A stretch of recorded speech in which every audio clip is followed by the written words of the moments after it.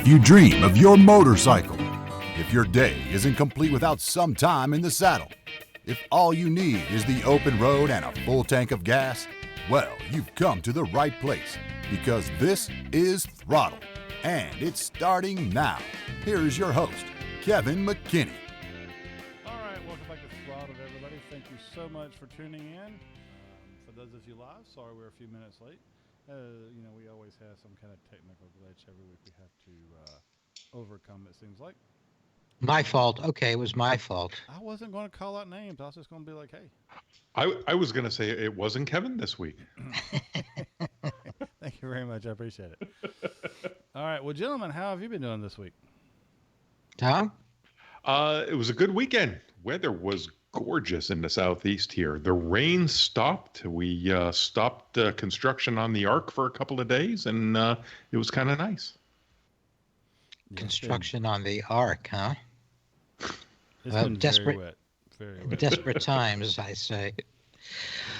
Well, we haven't had, we've had a little rain here, but the weather's been mostly sunny, and I was able to get out once this week. And are we talking about rides yet, or just how we doing?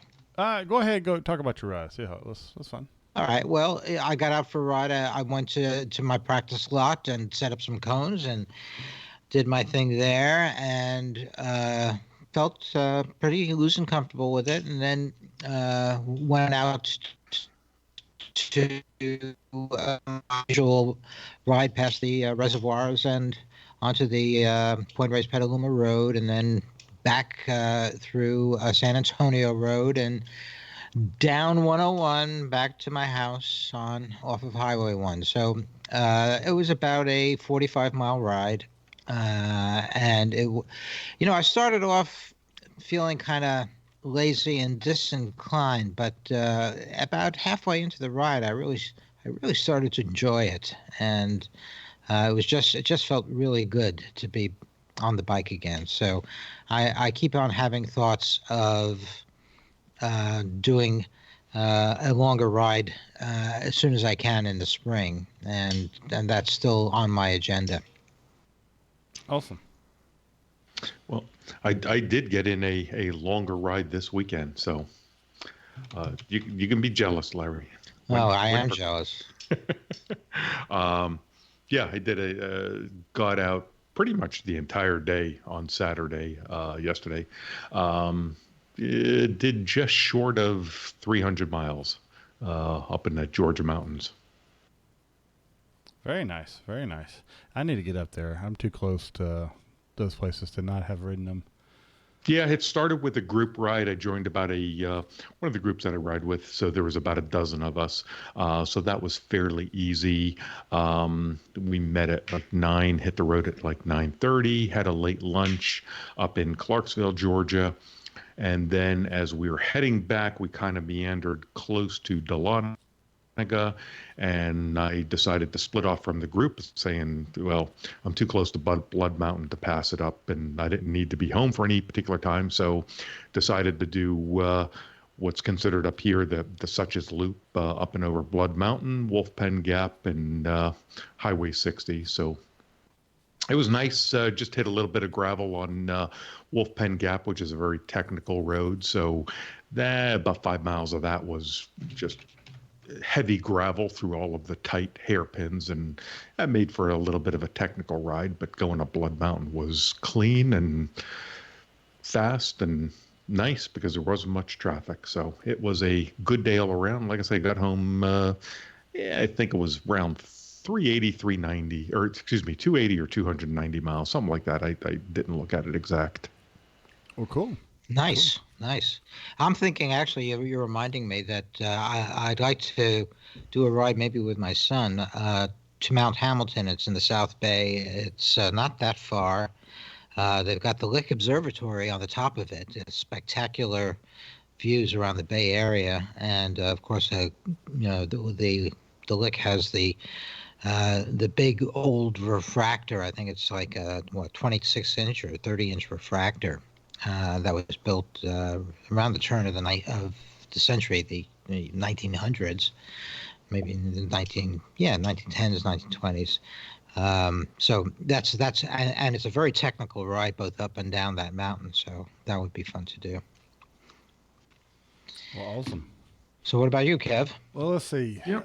Wasn't on last week's show. I did get to commute to work last week, and then this week it was raining, like Thomas said. But today, one of the things I did do is I got a request Wednesday or so to go help out and coach a class at the Mount Cheaha Harley Davidson, which is probably where I'm going to be stationed at coaching at most of the year this year. And so I went and kind of filled in Saturday, Sunday, just did the range coach kind of thing, and the other coach coached the class as far as the classroom portion. I had a good group, had a lot of fun with them. I appreciate them having good attitudes and really had a lot of fun. I got a little windburn on my face, maybe a little bit of sunburn, but it's probably mostly windburn because it was very windy and very cold yesterday. Today wasn't as windy, just a little bit, but yesterday morning was brisk, to say the least, out there without proper stuff on, and the wind was howling, so my ears kind of hurt and everything just from the wind. But other than that, I haven't been doing too terribly much on the riding aspect. Maybe ordering a trailer on Tuesday, and a closed trailer for mine and the kids' bikes, and a place to kind of store some things related to them out of the way of the garage. Just kind of trying to figure that out. So we're looking at possibly doing that to help us get to where we need to go, and have a trailer that we can manage to keep in the neighborhood, because HOAs are wonderful. So classic utility trailer would not cut it.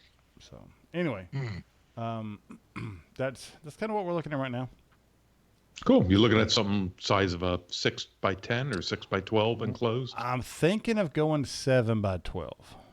Oh, okay. And the reason this extra width is, by the time I say, okay, so if I'm going to get something like this, I want to get something that could haul everything I could possibly need.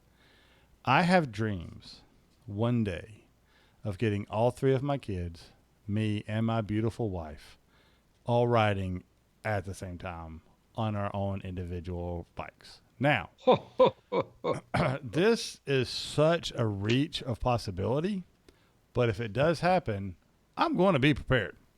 So that's what I'm doing, is I'm getting something that could handle 5 bikes. I'm looking at what I'm doing is I'm getting three rows of the E-track put in, one right down the middle, 2 on the side, 1 on each side, and it'll be flush with the floor. And then I'm looking at different kind of retention systems outside. Honestly, the E-track is for other ideas I have in the future. It's just easier if it's flush to the floor with what I want to do. But I'm also looking at other kind of retention things, like Pitbull has a pretty cool retention system, trailer and retention system. It just doesn't fit all makes and models. It's, if you have it needs an open axle and the rear wheel, and you just kind of have some pins that go into the axle, and the bike's locked in place. And then there's another company called, what is it? It's not Lock and Load. It's something else, to where you ride in to where your foot pegs hit these bars, and if you're sitting on the bike, you just kind of lower these clamps on your foot pegs, and they ratchet down and hold your pegs in, and then you just get off the bike. So it's using what your body weight was as the ratcheting setting, I guess, for those. So you're not putting a ton of pressure on your forks, and your suspension still works as it's going up and down the road.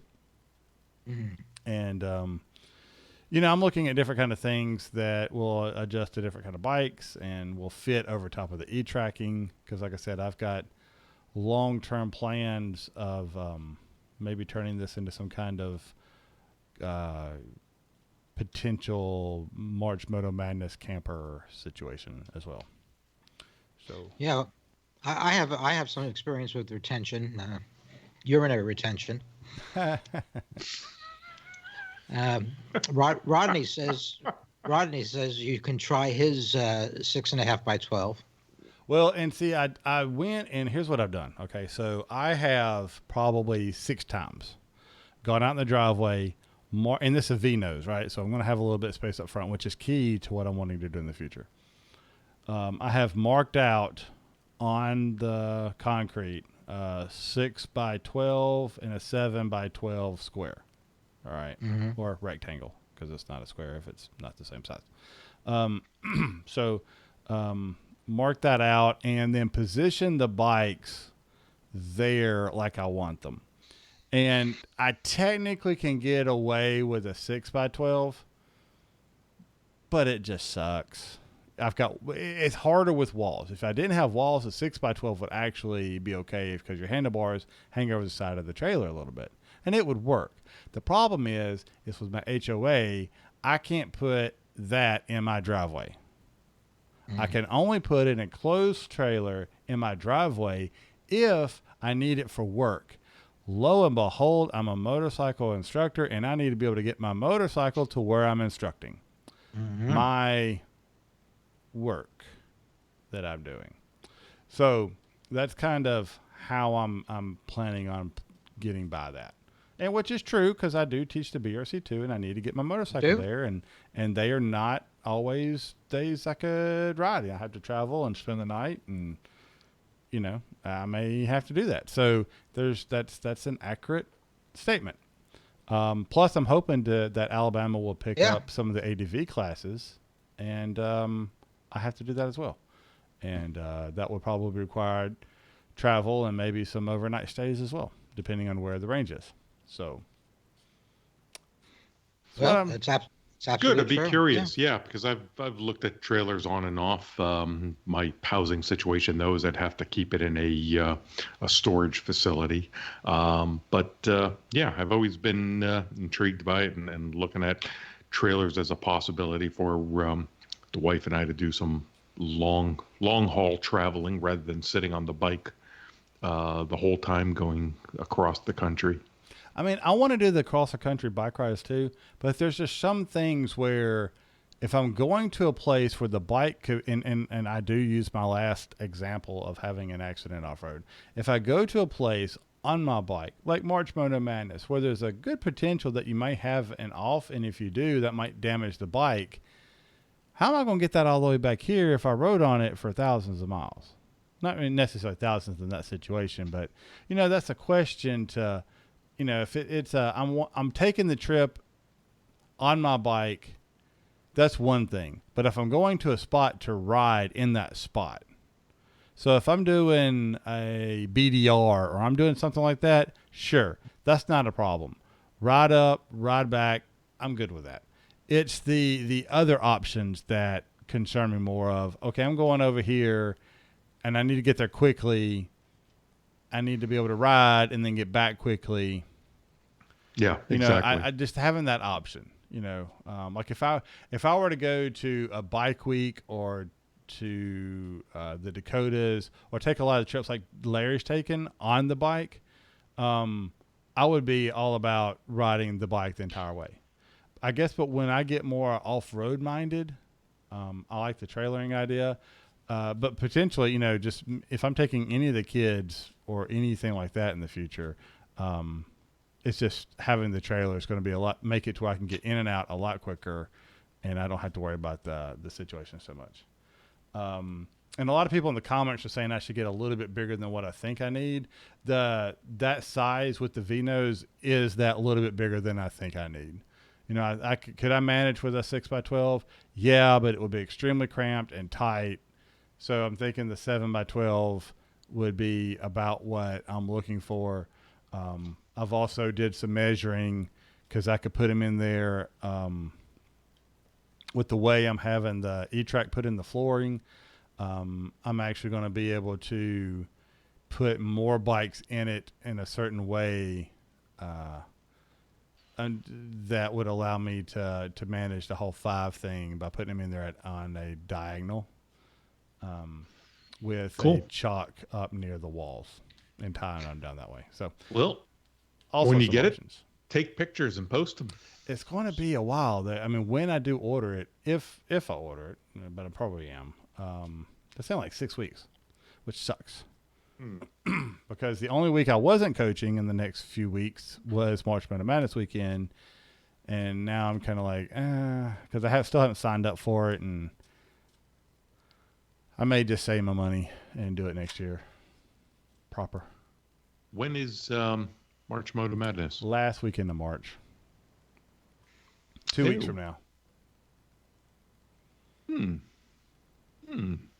So I might do a day ride up there. yeah, it'd be I'll nice. have to see. If it's not Yeah, raining. I could hit. If it's not, yeah, I can make it Teleco planes in about a little less than 2 hours. All right. So let's go ahead and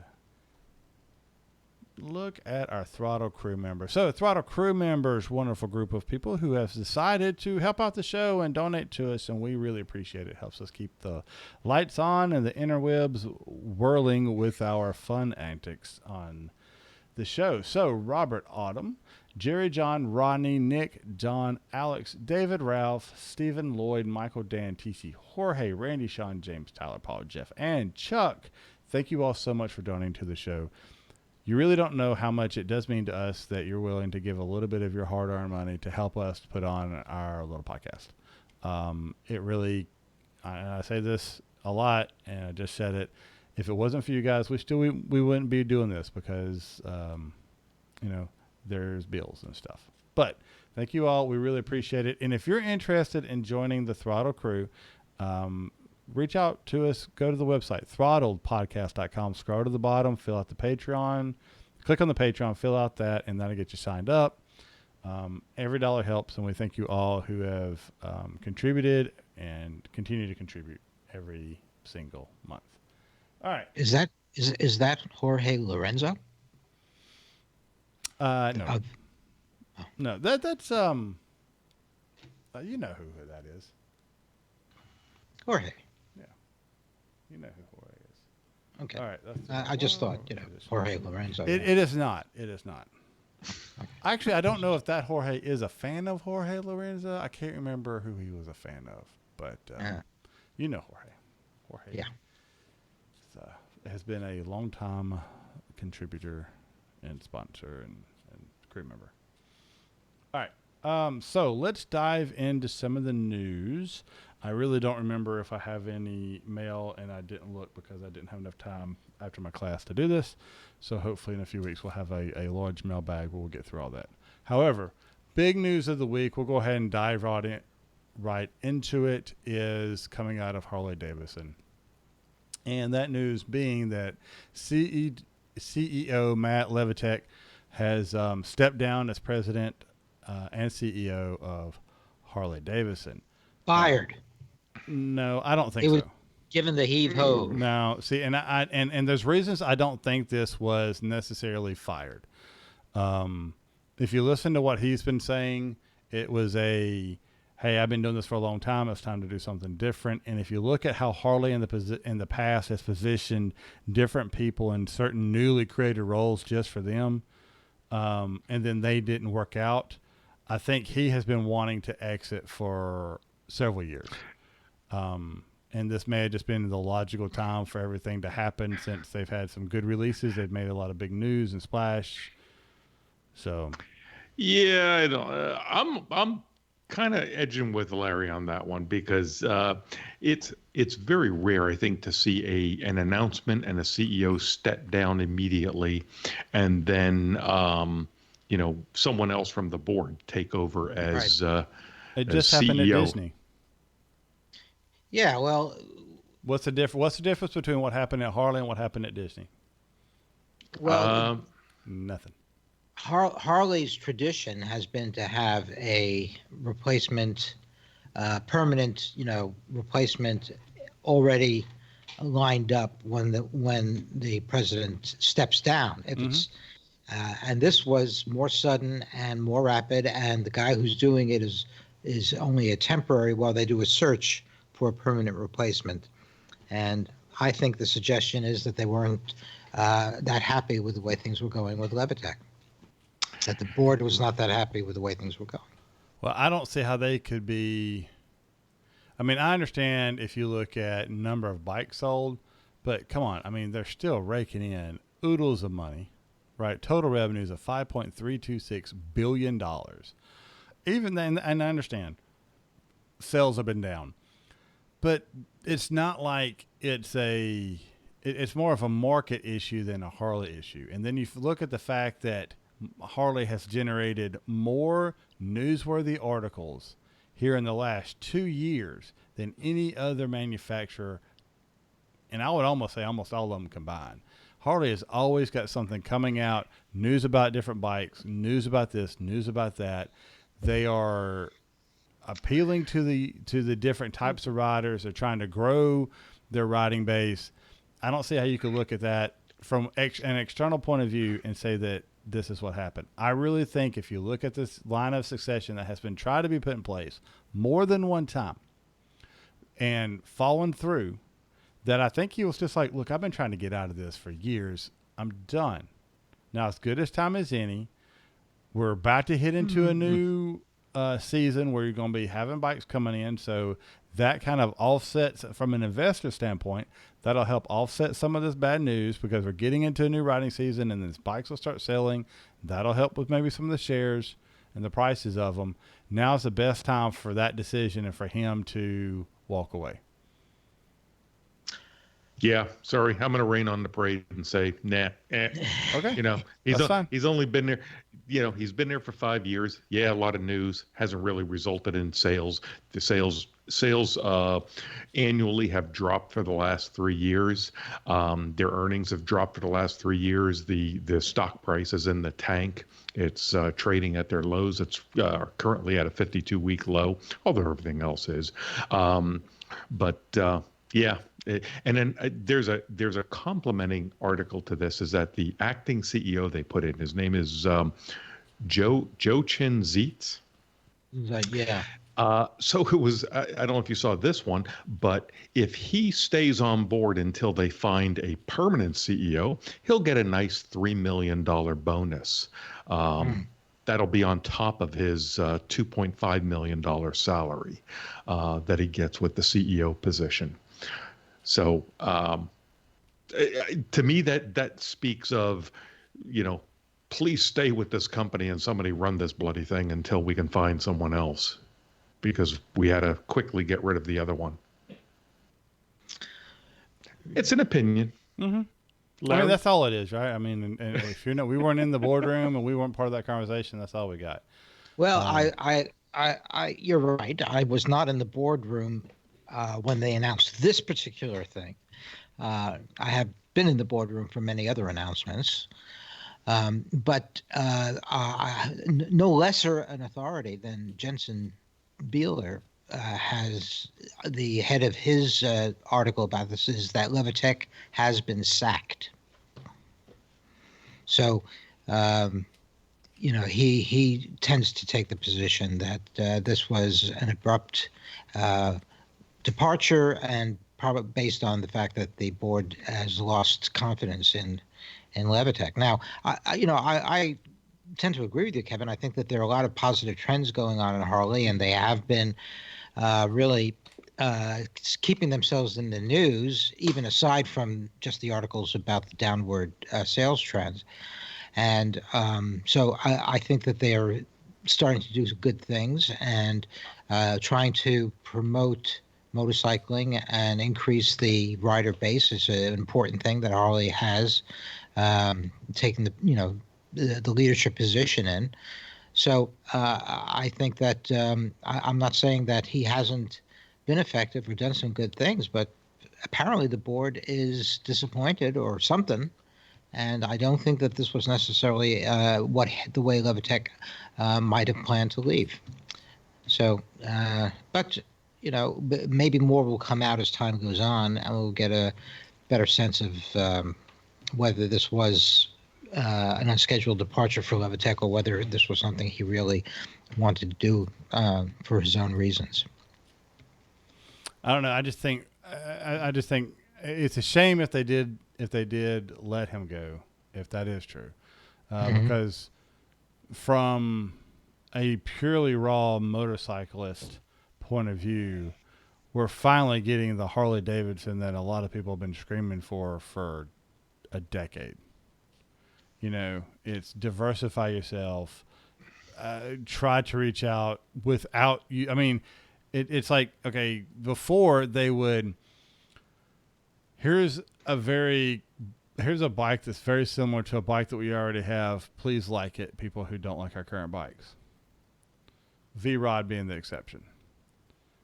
And, you know, in the last 5 years, they've made either major announcements or release bikes that, to me, are different than the classic Harley Davidson that a lot of people think of.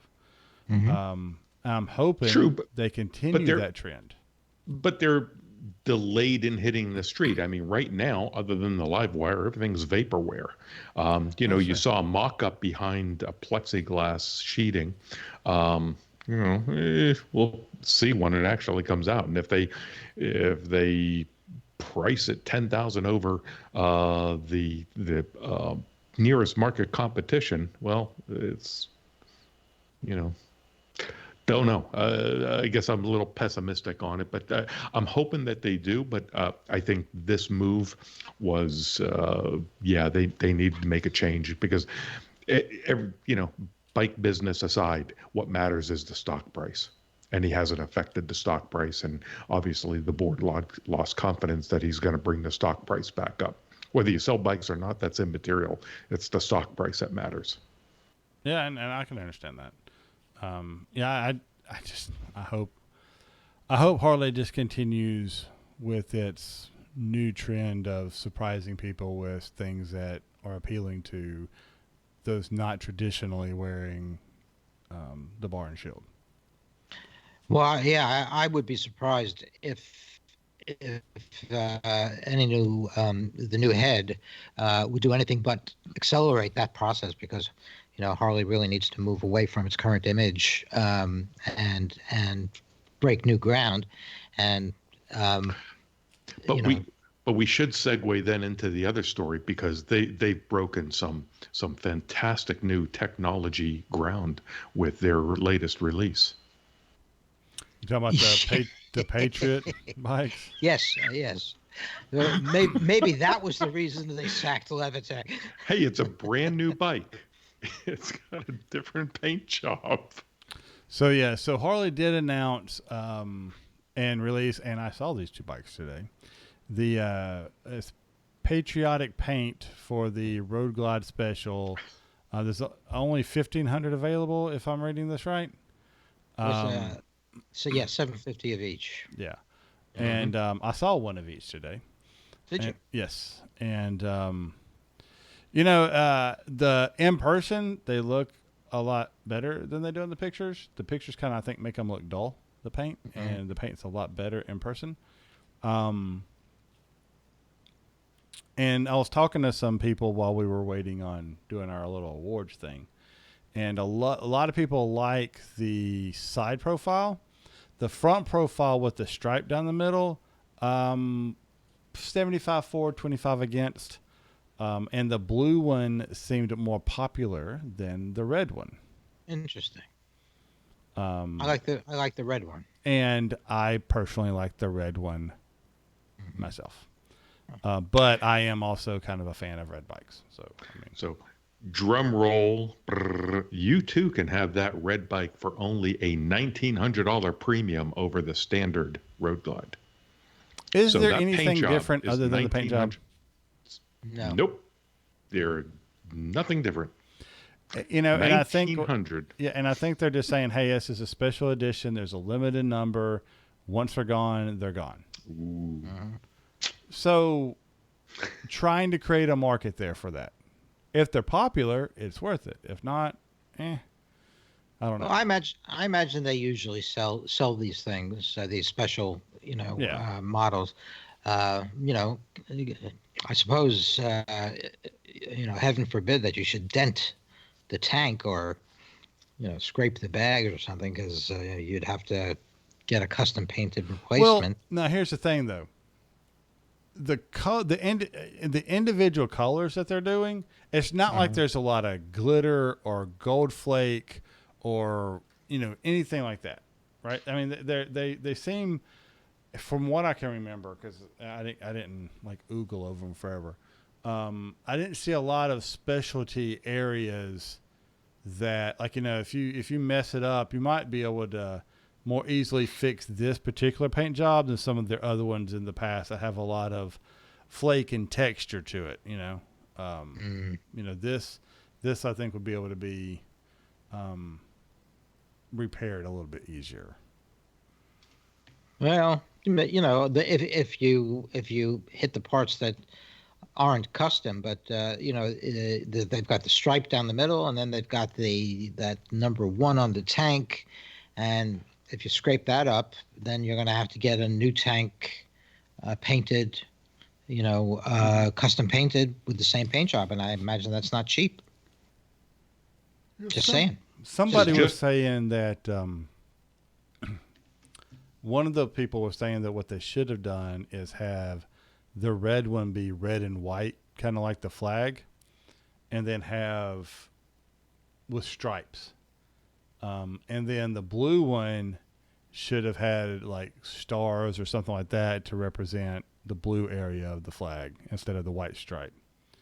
I'm not going to give out I'm not going to say what kind of gender that person was, but what kind of gender? Gender. Gender. Yes. Gender. Well, there are only 2 kinds, right? Well, and I'm not going to tell you which one it was. Oh, okay. Yeah. There's that. All right. So, I mean, they're good looking bikes in person. They're really pretty bikes. Well, I wouldn't kick one out of bed. Let me put it that way. If I were to be awarded a Road Glide and I got to go in and choose, I'll say this. Of the Road Glides that they had there today, if you were told me, go pick out a Road Glide and ride it home, I would have probably gone with the red one, the patriotic red one, today. Out of everything they had there in the Road Glides. Granted, I also looked for a whole 3 minutes, so it's not like I was just like combing over the stock there. So, alrighty, Yeah. Let's quit talking about Harleys. Exactly. Sure. And let's start talking about everybody's favorite topic right now: electric motorcycles. And the question comes in, and I've heard a lot of arguments about this, and honestly, I've heard an argument that this article I don't think really addresses, or I don't think it does. However, are electric motorcycles really and truly better on the environment? Well, Kevin, you might say. Of course they are. They don't use gasoline. Aha. But wait. The thing that a lot of people forget about is that power that is pumped into these batteries is generated from something. And in a lot of situations, it's coal, it's oil, it's diesel, depending on what part of the world you're in. It's or it could be, more natural and clean. So a study was done, and they go and they kind of crunch all the numbers. Beep-bop, beep-a-doop-a-doop-a-doop.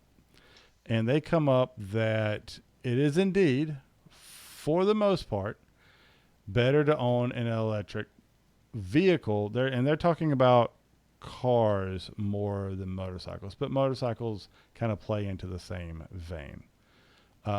Electric vehicle. So an electric vehicle is equivalent on average of a car that gets 88 miles per gallon by the time you do the math. Now, regionally, that may change. If you're in a place that uses more coal and oil for your electricity, it may go up. If you're in a place that uses more hydropower or wind power, it may go down.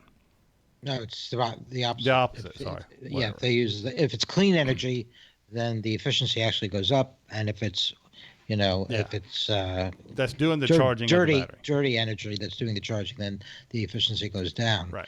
But one of the things that was different about the study is that they did break it down regionally, so that they looked at various power generating regions all over the country, because there are these wide variations in how the power is derived, and that does make a difference. But overall, they found that even taking into account all of the coal-fired plants and all of the oil-fired plants that are used to generate electricity, that it averaged out to an 88 mile per gallon figure for an electric vehicle. So with that said, there is a caveat, because they'd be like, oh, okay, yeah, for the environment, we need to all be riding EV vehicles. And this is a part that was not fully taken into account, I don't think, in those numbers that he was just talking about, because that's just daily operational. That's not actually the manufacturing of. And it does talk about later on, if we do go this whole route EV, now we've got to come up with different ways to find lithium. Now, lithium is cobalt. Well, lithium. Cobalt. Lithium is plentiful. The problem is the cobalt. Yeah. Oh, the cobalt? Okay. Yeah. Sorry, my notes are really badly written and scratched on. So is the cobalt. Now, I have seen different types of batteries coming out lately in the news. Graphene batteries. Mm-hmm. Yep. And several manufacturers are looking at different alternatives of metals. Yeah. And I don't know if that was to replace the lithium or the cobalt. To replace the cobalt, because there's basically, I believe the vast majority just comes from a single area in Africa. Right. So, but here's another thing. The actual manufacturing process of the batteries is not the most environmentally friendly endeavor, from what I have been told. And that it's not also really taken in consideration in a lot of times when people are comparing what is it taking to actually create the vehicle plus its operation versus creating a regular, combustion engine bike in its operation. Comparing those two, they're pretty much on par with each other. Now, that's processes can be refined. I'm not saying that electric vehicles are not the way to go. I do believe they're the future of where we're going to end up with. It's just you're not having the impact that you think you're having, because those things, and then once they're done and they're dead, instead of having a block of metal that I could technically refine into more metal, I've got this battery that I can do very little with currently. Well, I think they are recycling the batteries. Batteries can be recycled. Yeah, and so I'll from my standpoint, I was an electric car owner. I owned an electric car for about 5 years. Not currently, but I foresee one in my future again. I think it's primarily you're not doing away with the, if you will, the carbon footprint. You are shifting it, hopefully, to a more efficient source. Even if you're in an area that is burning coal or oil or natural gas for it, it's, massively, hopefully more efficient that way than burning gasoline. The other thing is they just looked at gasoline. Well, what about all of, the engine oil that has to be changed out and disposed of out of a vehicle every now 5 to 10,000 miles? That, that wasn't factored into it. Mm-hmm. So I think overall, you can split hairs on it, but in general, the electric vehicle is always going to be cleaner running and much more efficient than the combustion engine. Well, and the other thing is that the greening of the power grid is going to increase in the future, so that the energy that is used, the electricity that's used to recharge the vehicles, is going to be cleaner as time goes on. That's something that we have to do regardless. Yeah, I mean, if there was a subsidy or if solar panels came down and everybody had a solar panel rooftop and you can create your own energy to supply that electricity, that would be great. But we're years from that happening. Other than, again, your state, Larry, is on the cutting edge of that, but the rest of the country not so much. And it is my state. I own it, and Well, and I got to admit, to give California, I mean, they are kind of pushing that as far as that goes, but they also do some things that is boggling. Somebody there's a YouTube video out there. Somebody getting the new Tesla roof, the brand new version of it. Right, they're one of the first people to get it installed. They've had it for a long time, and they can't turn it on. I'm sorry. The Tesla which? The roof. The roof? Yeah, Tesla. The solar roof. Panel, you mean? Yeah. No, they're not solar panels. Well, they are. They're roofing tiles that are solar panels. So it looks like a normal roof. They're glass little panels, right? And it looks like a roof. Doesn't look like a sheet of solar panels on top of your house. It just looks like a normal roof, right? Right. Not quite normal, but it's not as obvious. And they're not allowed to actually hook the system up to the grid or turn it on or use any of it they've had it for a while and haven't been able to do it yet. And then, there's other situations of, I've got solar power on my house. I've got but I'm not allowed to put batteries to hold the energy that I'm not needing. It all goes back into the grid. So even though I'm generating power right now, I could be generating power, but if there's a brownout or a blackout in my area, I have to, I get shut down, but my house is generating power. It doesn't make any sense to me, some of the ways they've implemented that, but that is not the topic. That's not true. You can install batteries as a part of a solar panel installation and go off the grid completely if that's your desire. The problem is that it's quite expensive at this point to do that, and so most people elect just to install the solar panels and actually and feed that power back to the grid, for which they get they get a credit. Breaks on, yeah. Mm-hmm. Yeah, they get credits on their power bills, but if you have the money, you can certainly install batteries and save the power for yourself. I would think I would want the batteries for the time when I need the batteries. Like the batteries are the backup for when the grid goes down. Yeah, the only problem is that unless you do an extremely expensive installation, the batteries are only going to hold power for at most 2 to 3 days. Well, but a lot of you power cycle them, right? I mean, that's how you would do that. Just the way a lot of people. I mean, because I've been watching for some reason sailing videos, and a lot of them have switched to where, they're trying to go primary electric. Even in some of their drive systems are trying to change over to be electric, and they're like, hey, if we don't. They had to put controllers in and stuff like that to when they're away from the boat for an extended amount of time, that's cycling the batteries to keep them healthy. You're right. Mm-hmm. I mean, if you just charge a battery and let it sit, that's not good for the battery.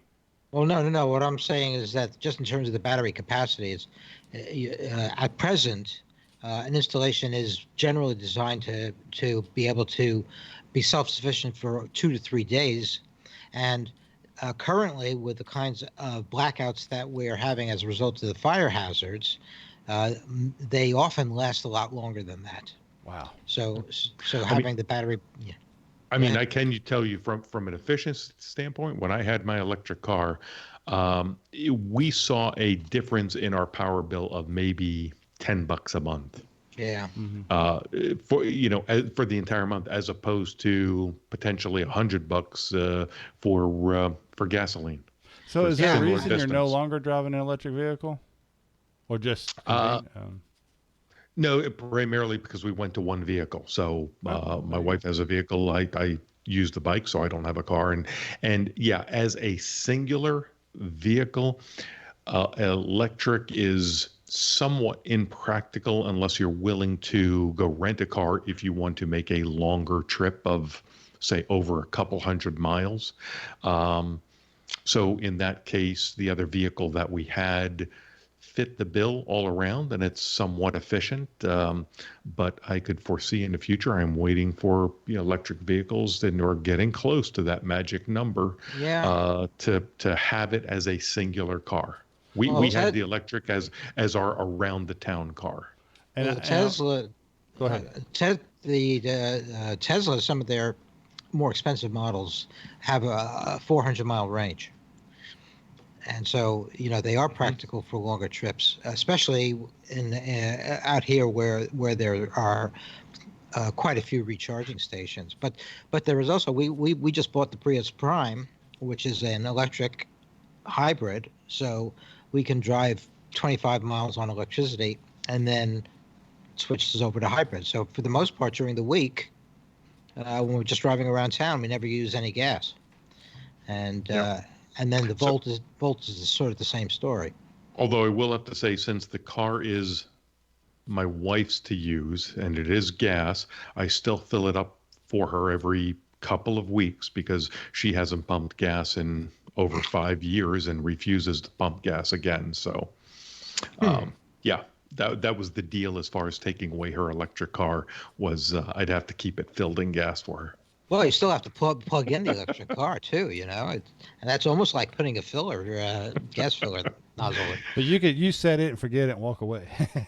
Yeah, I lost that argument, Larry, a long time ago. I see. Okay. All right, so let's get back to actually talking about two-wheel vehicles. So electric obviously is, I think, I mean, I hope I'm around where I can actually get one and afford one and enjoy it. It's interesting to see. We'll just see how they grow and how they're adopted and how fast it is. I mean, I've got some people being like, 5 years, we're all going to be driving electric. I don't think it's going to be that fast. But in some countries it may be, but I think the article does refer to electric bikes. The research they did was not on electric motorcycles; it was on electric cars. But the extrapolation is that if the average for the cars was 88 miles per gallon, then an average for an electric bike would probably be closer to something like 322 miles per gallon. So the electric bikes would really trump cars in terms of efficiency, and this would again, I think, argue for their use as transportation in the not too distant future, and not necessarily sport type bikes, but those are nice. But I'm thinking, scooters and urban transportation, where they would be links in the transportation chain. And I think that is a very feasible future for them. all right, so with the time we have left, we got some bad news to share. And that bad news is going to be in the paddock. So, and this seems to be the way a lot of things are going. Yeah. And for that, I hand it over to Larry for him to deliver the not so great news.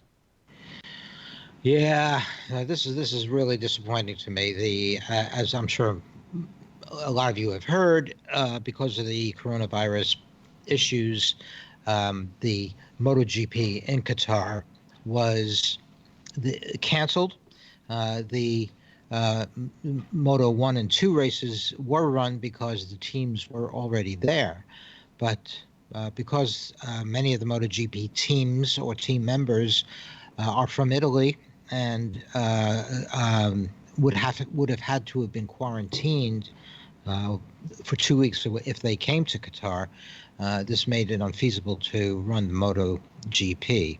So MotoGP was canceled in Qatar, and it's also been canceled in Thailand. The Thailand MotoGP race has been deferred until the end of the season. They will run it, but as of now, the plan is that they will still run it, but it'll be moved to the end of the season. which suggests that the opening race for MotoGP may be the one in Austin. And that also, of course, we'll have to see how things go with the spread of the virus and whether or not there are going to be more cancellations due to that. But as of now, that's going to be the start of the season. And, there's some talk about how this may affect the teams, his background, how he grew up, his family, and his own psychology. And I thought it was very, very interesting. One of the things that I took away from it, and see what you think, but Dovizioso is a kind of a strategic, intellectual guy, and he's not so much intense and passionate in the same way that Marquez is, but he seems to be more kind of a strategy-oriented thinker, and he definitely has a drive to win, no question about that. But it doesn't seem to be a drive to win at all costs.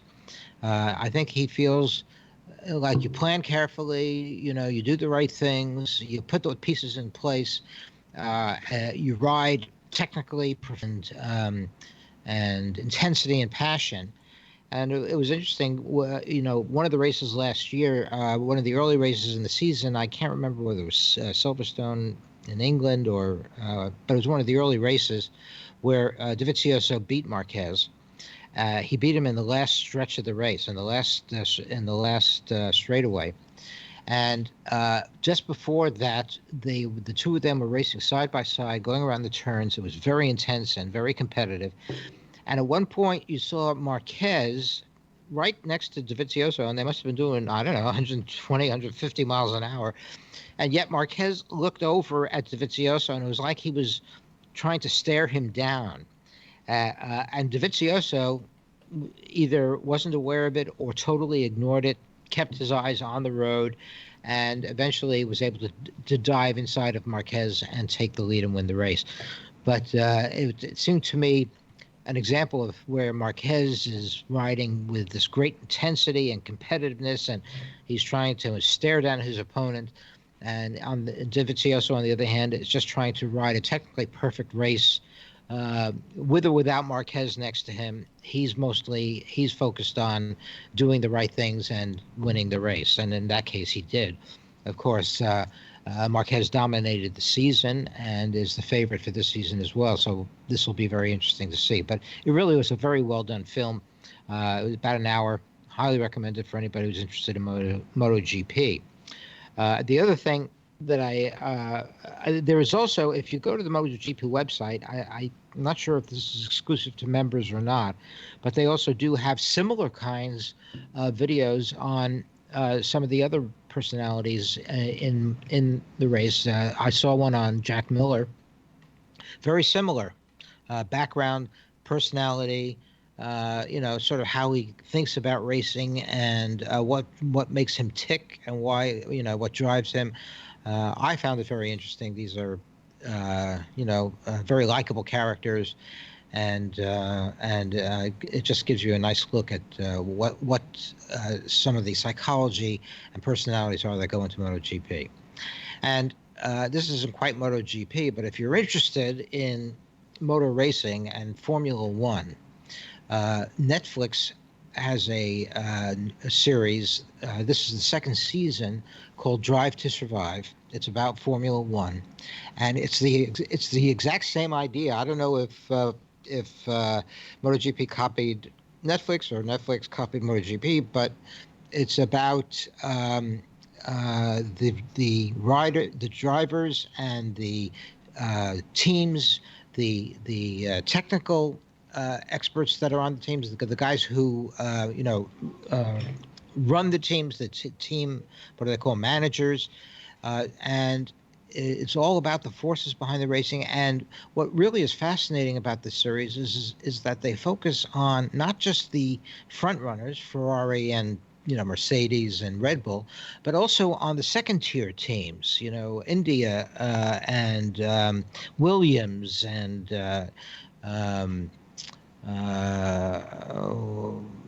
I'm balking on the other team, but they focus on a number of the second tier teams. Hess Racing, or was it Hess, or but so these are the teams that aren't don't have a real good opportunity to finish on the podium, but nonetheless they're racing, doing their best. It's all about the pressures that are on these teams and the pressures that are on the drivers. It's fascinating, and they get some videos, behind the scene videos, that are just unbelievable. Really, people that are. Sometimes you see, team managers that are looking at the drivers and they're staring them down. They're furious that the drivers didn't perform the way they expected. And then sometimes you have the owners of teams staring down the managers because the team is not doing well, and the owners are putting in hundreds of millions of dollars onto these teams.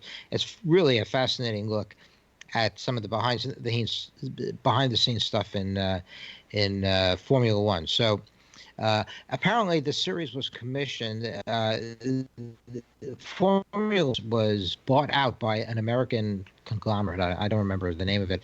And their new owners commissioned Netflix to try to develop a series about Formula One that would interest the American public in the races, and this series is very well done and has a good chance of doing that. So I highly recommend that.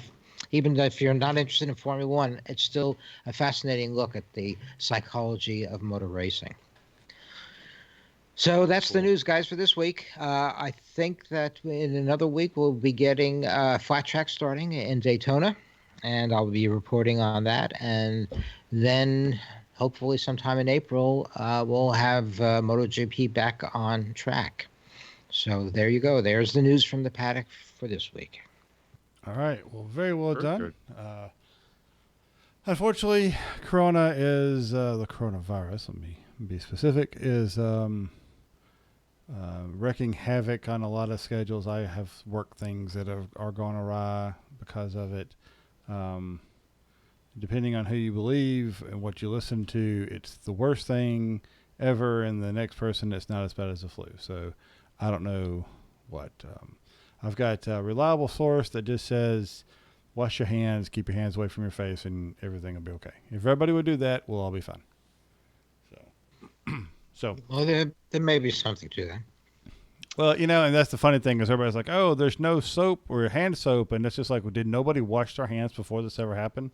It's just like, apparently not. It's just like, there's a shortage of soap. There's a shortage of hand sanitizer. There's a shortage of this. It's like, did nobody wash their hands before? That could have been part of the problem. Just saying.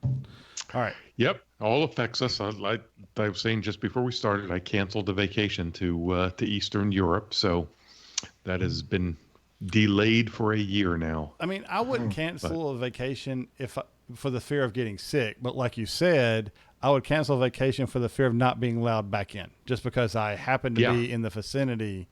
I'm okay, but you're not going to let me back in. And if we were going to one place and that was it, that would probably even that might have been okay. But we're hitting 5 countries in Eastern Europe. So the chances, and I've been checking their local newspapers, and there's outbreaks in every city. So the chance of being quarantined and stuck there, or all of a sudden the U.S. not allowing travel back to the States from one of those particular cities or countries, it's a real possibility. So we just decided not to take the chance. Wow. Hey, we've got Sonics. He's in Korea, and he's like, he's not allowed. He thinks as soon as he could come to the U.S. is fall of 2020. Whoa. Wow.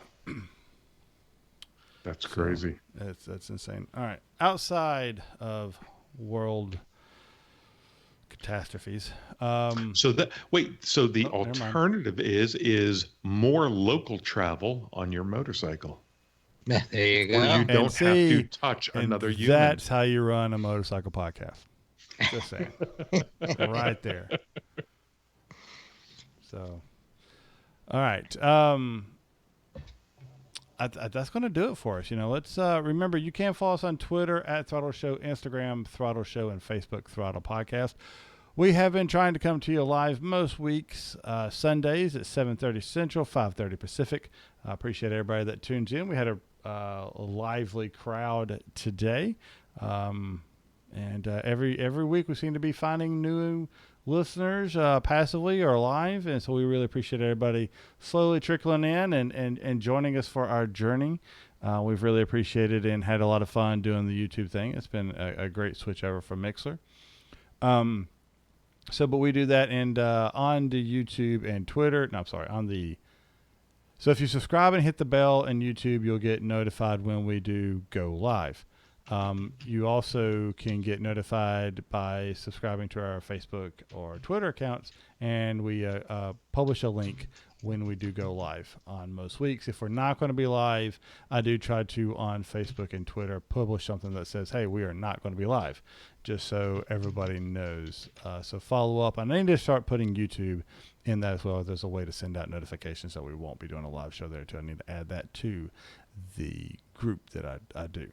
Outside of that, we do love feedback at throttledpodcast.com. We like getting your mail. We like getting your messages and responding to them. Write us at the email I just said, or go to the website, throttledpodcast.com, click on the contact form and fill that out. We get all those. We try to respond to all those and or mention them on air. Leaving comments in Facebook and Twitter is also one good way to get in touch with us. And we really appreciate everybody just being there and being wonderful listeners. So, gentlemen, any final thoughts and goodbyes you would like to put on? Tom? I'm going to go with my standard. Get out and ride. Treat it like transportation, not just a toy. Well, there you go. That's a good tip. I'm going to go with my standard too, which is to get out there and ride, enjoy yourselves, and make sure you ride your own ride, folks. All right, everybody. And I'm going to say, if you do get out there and ride, please ride safe. Thank you all, and we'll see you all next week. All right. Great show, everybody. Thank you so much. People on the live show, you were awesome tonight. Appreciate it. I really enjoyed all the tips about trailing and all the other side conversations. Man, there's a lot of stuff going on. That podcast, that show was all over the spot. We almost burned the country down with coronavirus. We